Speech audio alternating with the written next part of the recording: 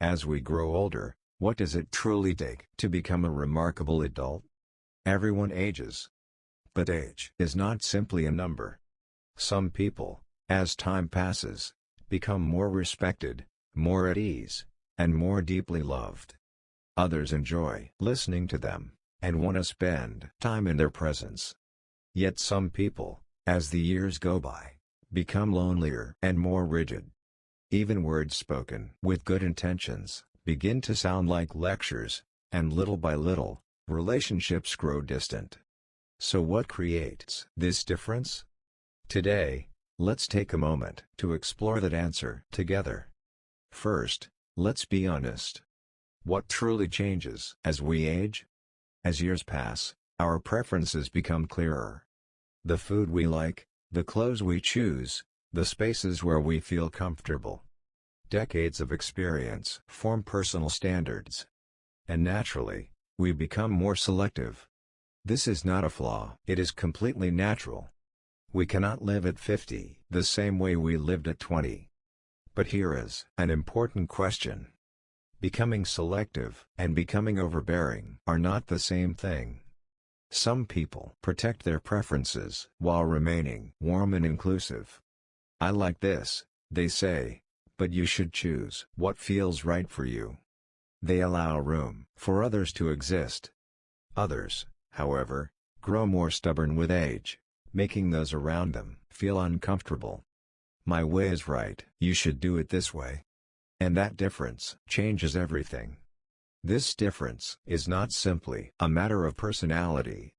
It is about how we accept aging and how we respond to it.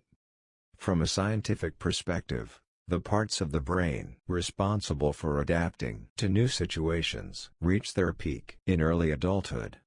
After that, they gradually change. That is why, as we age, familiar patterns begin to feel safer.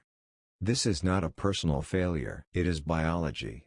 The problem arises when this rigidity is perceived by children or younger colleagues as pressure or authority. Here's a truth many people overlook. Parents often want to talk more with their adult children. They want to be friends. They say, "You can talk to me comfortably."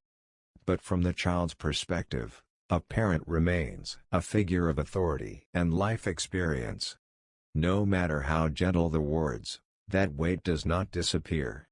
The same applies in the workplace. No matter how friendly a senior colleague may be, they are still seen as someone above. This is not a bad thing.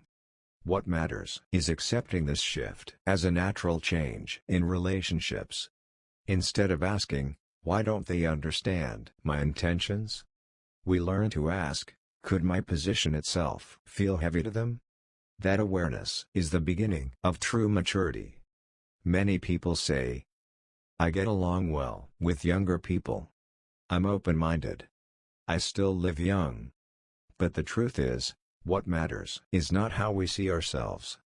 What matters is how the other person feels. No matter how casual we think we are, if the other person feels pressure, that is reality. Accepting distance instead of forcing closeness, that is the key. So what is the first step to becoming a remarkable adult? It is acknowledging, I am already an adult, and my presence itself may carry weight. This is not defeat, it is growth. Even with the best intentions, we may still feel heavy to others. And that is not wrong. It is simply the natural result of age and experience. So what can we do? Remember just 3 things. First, do not force closeness, respect distance. It is okay if your child does not share everything, it is okay if a younger colleague keeps space. Respecting their world is a deeper form of care. Second, hold back advice disguised as concern. Most sentences that begin with, "I've lived longer, so," sound like lectures. Offer advice only when asked. Sometimes, watching quietly is enough. Third, trust the results after delegating. Whether it is your child or a colleague, once you entrust them with a task, do not interfere with the process. Let go of the thought, "My way would be better."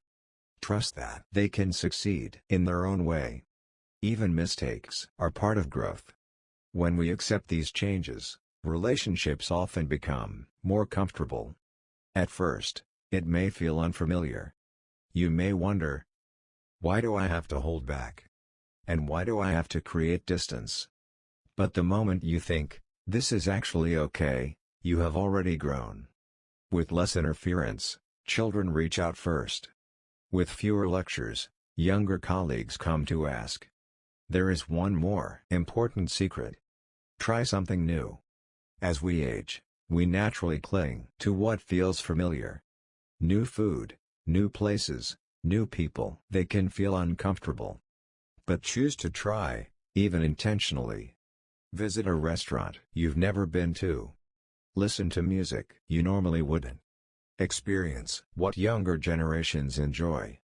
Instead of saying, I don't understand why they like this, you may find yourself thinking, it's not for me, but I see the appeal. As your range of preferences expands, so does your capacity for understanding people. You begin to leave the impression of a generous adult. Trying new things may lead to failure. That is fine. Maintaining curiosity, despite fear of failure, helps keep the brain flexible, slows cognitive aging, and keeps us connected to the world. Most importantly, it allows us to remain an adult children enjoy being with and a senior colleagues respect.